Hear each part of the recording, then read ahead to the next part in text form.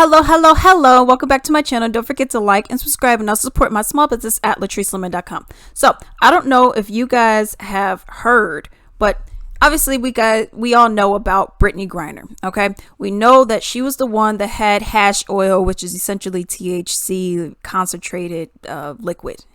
It's about this much. And I said it was going to be about this much.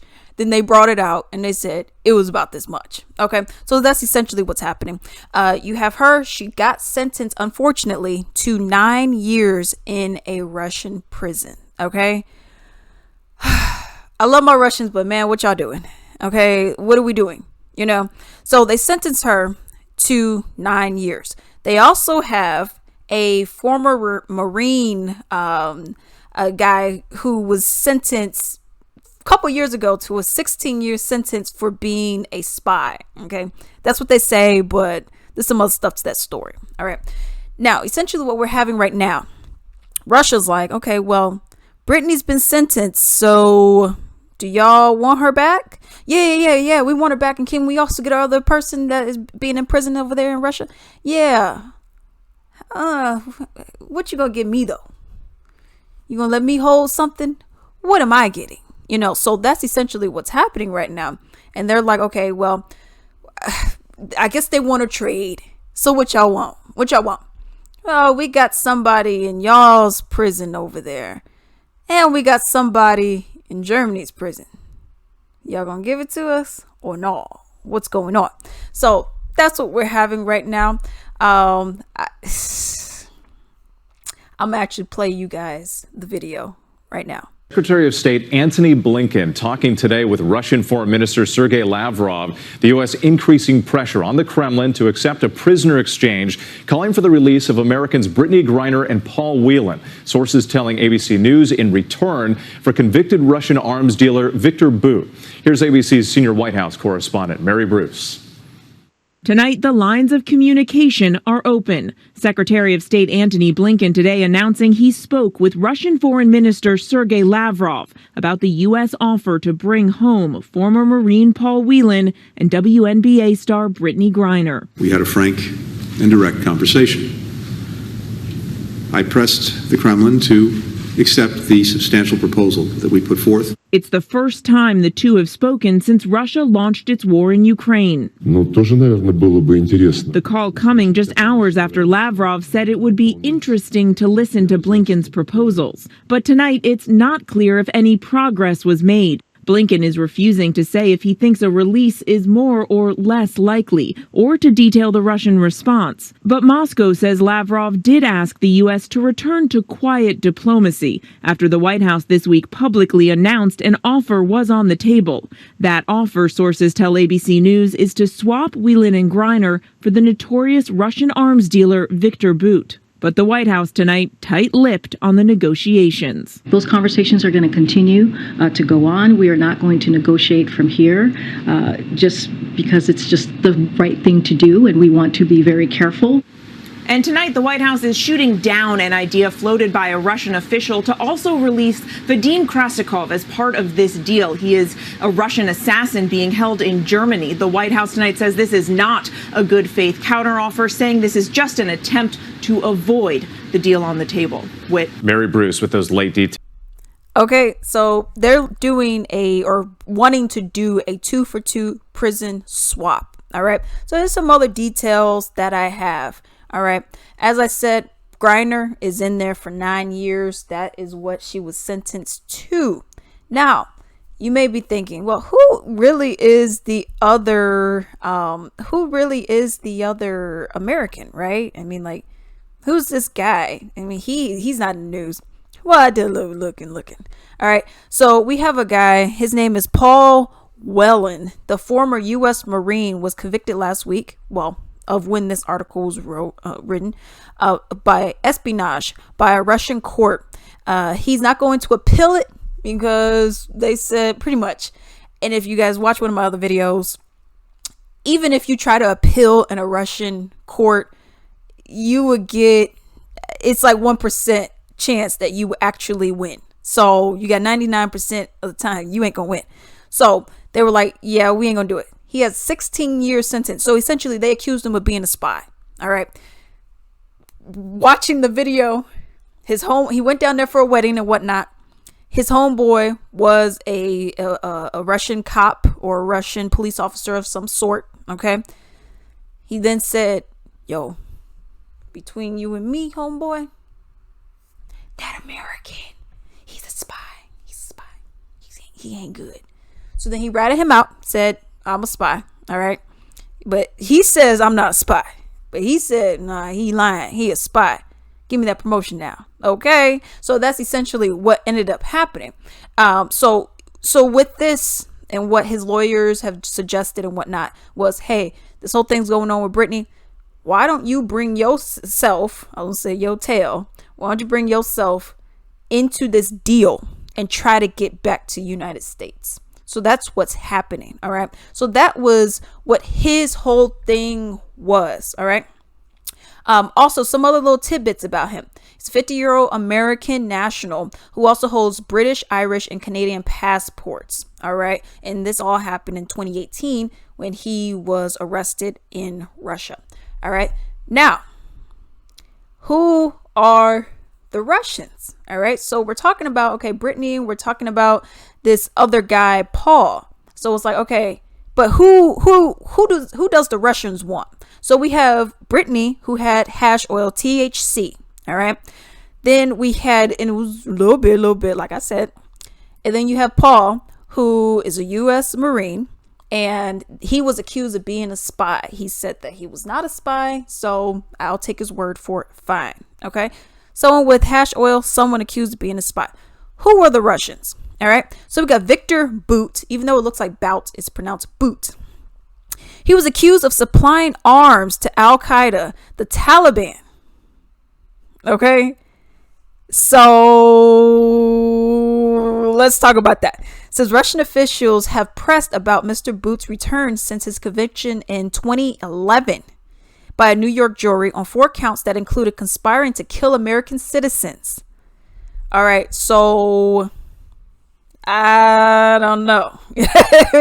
Hash oil or a guy who's trying to murder people. It seems a little bit much. It seems like a little bit much. But for 2 of our people, give this guy up.